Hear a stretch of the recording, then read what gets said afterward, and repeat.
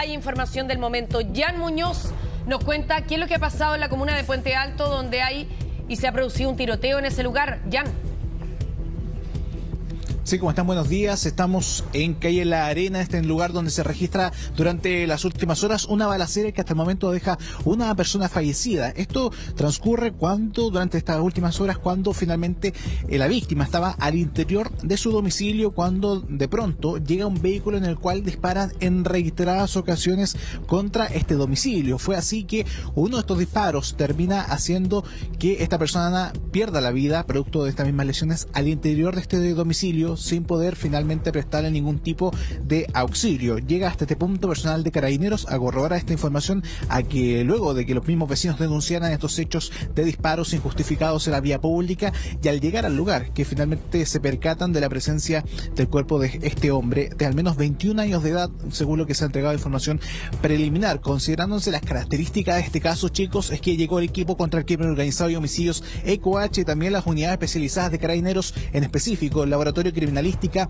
como también personal del OS9, para tratar de buscar también algún tipo de cámara de seguridad, al menos en los sectores colindantes acá en la comuna de Puente Alto, con la finalidad de poder identificar en el vehículo en el cual se transportaba él o los atacantes en este caso. Lo que se sabe de momento es que, como les decía, esta persona estaba al interior de su domicilio, aparentemente estaba durmiendo cuando se genera esta balacera contra este domicilio, una gran cantidad de disparos, y que finalmente uno de estos disparos hace que pierda la vida al interior de su propia casa. Un hecho que también se suma a una balacera reciente a muy pocas cuadras de este lugar, bastante cerca, donde se generó de las mismas características. En esa ocasión fueron cerca de 30 disparos y también terminó con la vida de una persona. Jan, esta persona que finalmente pierde la vida producto de estos impactos de bala, ¿vivía sola esta persona en la vivienda? ¿Vivía con su familia? ¿Iban a buscarlo a él? ¿Se sabe algo al respecto?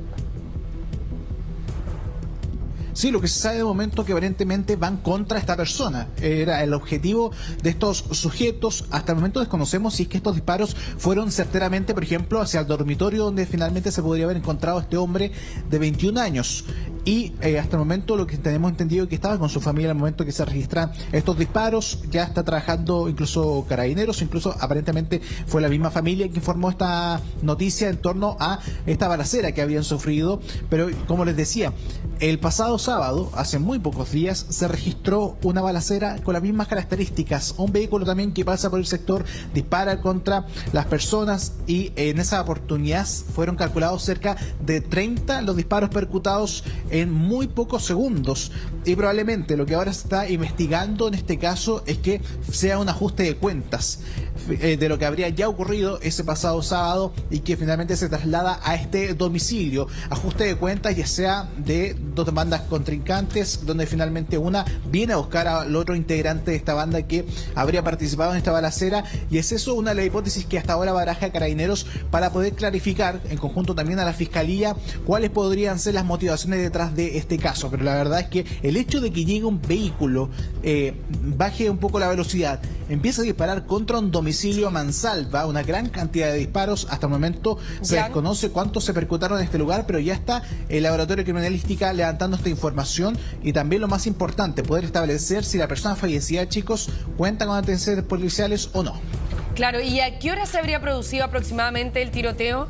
Te lo pregunto porque además este es un momento en que todo el mundo se está levantando para poder iniciar la jornada, ir a clase. Por ejemplo, podrían haber ido niños pasando por ese lugar, saliendo de sus casas, ¿no? Sí, fue a eso de las 3 de la madrugada, según lo que tenemos entendido, por lo cual había muy poca cantidad de personas, pero de todas maneras, el hecho de que pase un vehículo y dispare contra una casa, hemos visto casos donde incluso estos sujetos se equivocan de domicilio y termina costándole la vida a alguien que no tiene nada que ver con estos ajustes de cuentas, estas disputas territoriales, y la verdad es que son muy graves. Y por lo mismo es que llega el equipo contra el crimen organizado y homicidios de la Fiscalía para poder esclarecer este caso, aún conociéndose también también el antecedente en específico de que ya este sábado se había registrado una balacera muy semejante con más de 30 disparos y que termina finalmente costándole la vida a una persona de aproximadamente 40 años en esa ocasión. Se genera esta balacera ahora, durante esta noche de día martes, y ahora se está trabajando en poder establecer si la persona que fue finalmente abatida al interior de su domicilio tiene alguna conexión con los atacantes o las mismas víctimas, por cierto, del homicidio finalmente que se registró el pasado sábado. Es eso lo que ahora se tiene que barajar, al menos en temas de cámara de seguridad en estos sectores bastante complejos. Ya Carabineros lo ha indicado en otras ocasiones que levantar información es bastante compleja para la policía, porque muchas veces los vecinos tienen un gran temor finalmente de aportar información, porque pueden finalmente estos sujetos ir contra estas personas por haber entregado información a Carabineros, a la Policía de Investigaciones o a la misma Fiscalía. Por eso que el trabajo tiene que ser muy minucioso de parte de la policía, también de la Fiscalía, con la finalidad de poder resguardar a estos testigos. Ahora la situación se mantiene en pleno desarrollo. Carabineros está haciendo un barrido por todas las calles colindantes acá en la comuna de Puente Alto, con la finalidad de buscar cualquier tipo de antecedente que logre dar finalmente con los atacantes que llegan a este vehículo, disparan a mansalva contra este domicilio y terminan asesinando a este hombre de aproximadamente 21 años. ¿Ya habrían ingresado a la casa o simplemente dispararon desde afuera de la casa? No, ni siquiera se tomaron finalmente esa disposición, sino simplemente pasan por el vehículo y disparan desde el automóvil hacia el domicilio. En el portón al menos nosotros no logramos ver algún tipo de impacto de bala. Probablemente estos disparos fueron directamente al segundo piso, donde se encuentra el dormitorio de esta persona. Así que es eso lo que ahora se está investigando, y cualquier novedad, por cierto, cualquier información, se lo vamos a estar informando durante esta mañana. Ya, muchas gracias, Jan, por toda la información en vivo a esta hora, y por supuesto seguimos contigo más adelante.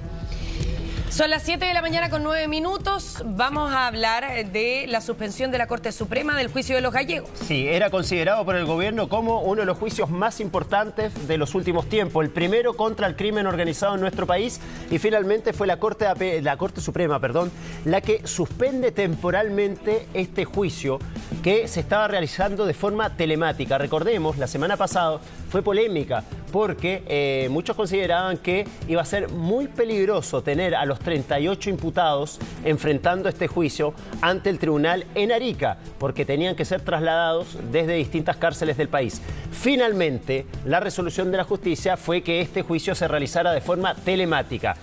Ahí tenemos el juicio telemático desde distintas cárceles del país. Sí, solo me gustaría hacer una observación. Que lo que falla la Corte Suprema la semana pasada es la orden de no innovar, pero no se manifiesta respecto del fondo.